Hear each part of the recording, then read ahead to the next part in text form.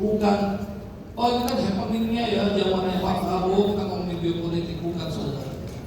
Saya sebagai orang yang suka dengan sejarah, saya membaca semua peristiwa dari Perang Dunia Pertama itu perang soal ruang hidup, Perang Dunia Kedua bicara juga ruang hidup, bagaimana eksistensi satu bangsa bisa hidup, ada yang pernah ya.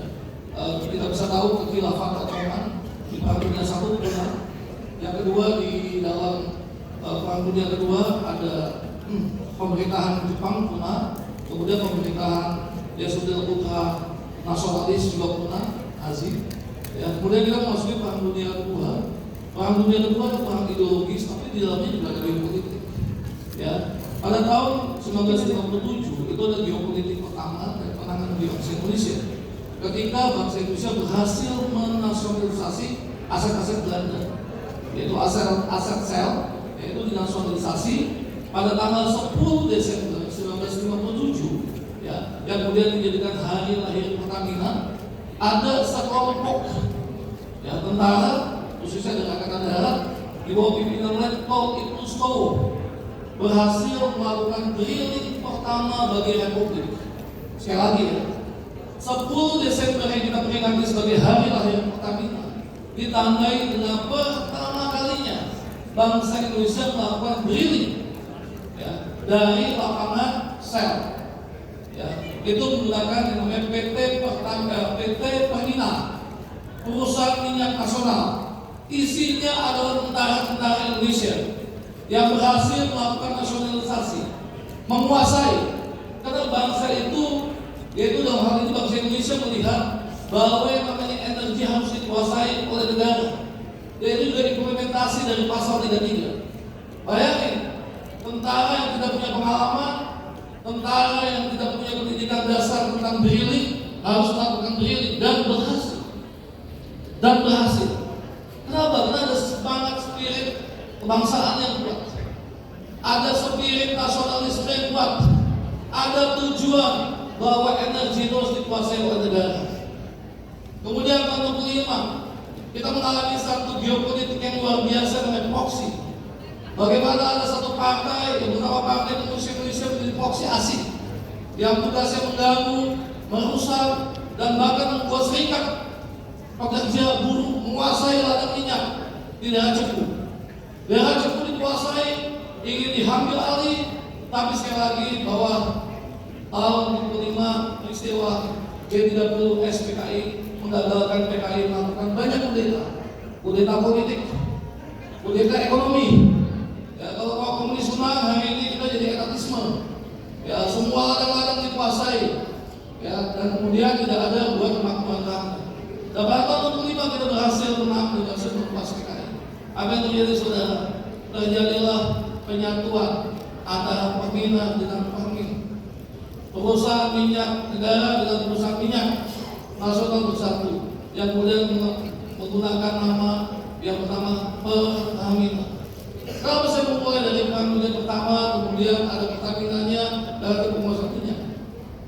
Pertamina dibuat untuk memberikan security energi bagi ketahanan geopolitik kita. Ini harus paham, kita harus paham teman-teman harus paham. Pak Ruby, teman-teman, saya selalu bilang, mengingatkan bahwa Pertamina ini pertama kali oleh seorang prajurit TNI yang tidak mengerti apa-apa dalam diri. Mereka mampu. Kenapa? Semangat geopolitiknya. Dan hari ini saudara kita juga paham. Perang dagang, proksi. Ya, kita tahu ya, Bu Stevis yang diskusi dengan kita dan saya, Bu, ya, kita melewati beberapa macam proksi, Bu, yang teman-teman apa sadar? Ya, ada yang namanya proksi bagaimana anarko. Ya, ini menguasai Indonesia pada bulan Agustus kemarin. Anak-anak anarko yang dengan bawa-bawa senjata segala macam merusak penjara dan segala macam, itu semua proksi. Kemudian kita terbelah-belah dari zamannya pilkada DKI, pilpres hingga hari ini, semua terbelah-belah. Tujuannya apa? Memecah belah kita. Dan yang lebih penting, saudara, kita harus memahami bahwa objek vital dalam geopolitik menjadi penting, yaitu ladang minyak, ya, hulu. Ya, kita tahu ada dua peristiwa penting hari-hari ini. Venezuela, ya, atas atas dalil perdagangan minyak. Kemudian sanksi ekonomi Iran dengan dalil perdagangan minyak. Lalu Rusia dan Iran di-ban, tidak boleh jual minyak. Sehingga kalau jual minyak harus dicuci dulu. Biasanya kalau Rusia dicucinya di Kazakhstan, kalau Azerbaijan, kalau Iran biasanya dicuci di Oman. Mereka harus cuci dulu, nggak bisa dagang. Itu pun semua bank yang mensupport itu bisa. Saudara, penting kita belajar geopolitik. Karena kita ada di perusahaan yang benar-benar mengalami pergolakan geopolitik. Dari tahun 1950, 1957, tahun 65, belum lagi tahun 80 hingga hari ini. Saudara, kita bisa memahami bahwa insan-insan Pertamina bukan sekedar bekerja. Kalian ada profesional plus, ada plusnya. Ini beda. Ketika saya bekerja di perusahaan asing mungkin, ketika saya bekerja di perusahaan swasta, saya profesional, tidak ada plusnya. Tapi kalau saudara bekerja di Pertamina, saudara menjadi profesional plus. Plusnya apa?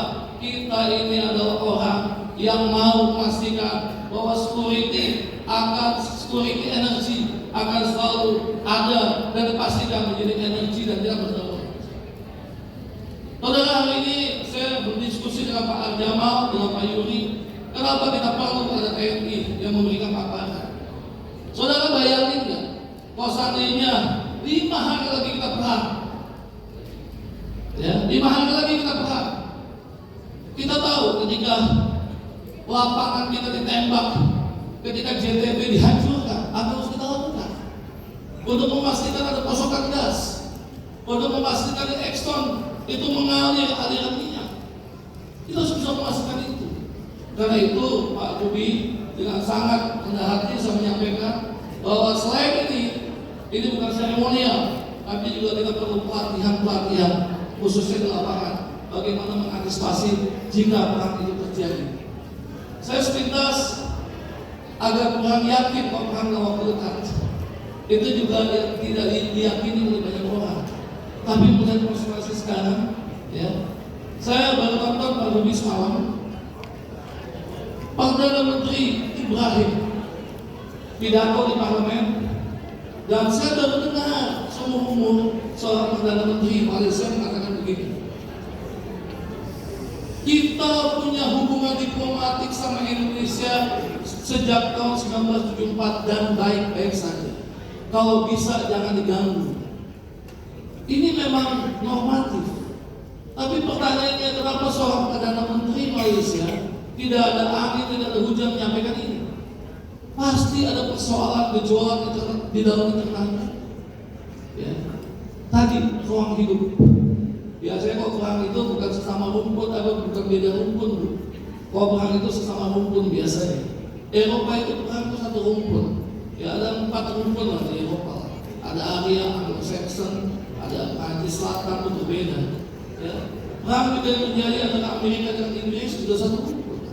Ya. Semua perang satu rumput katakan. Rusia, Ukraina itu satu rumput. Yang satu bahasa Rusia, satu bukan. Ya, tapi pernyataan Perdana Menteri ini perlu kita simak. Kenapa dia sampai mengungkapkan ini? Kita harus punya hubungan baik-baik dengan Indonesia. Pasti dalam gejolak internal mereka ada problem. Jadi kawan-kawan, sekali lagi saya menyambut baik acara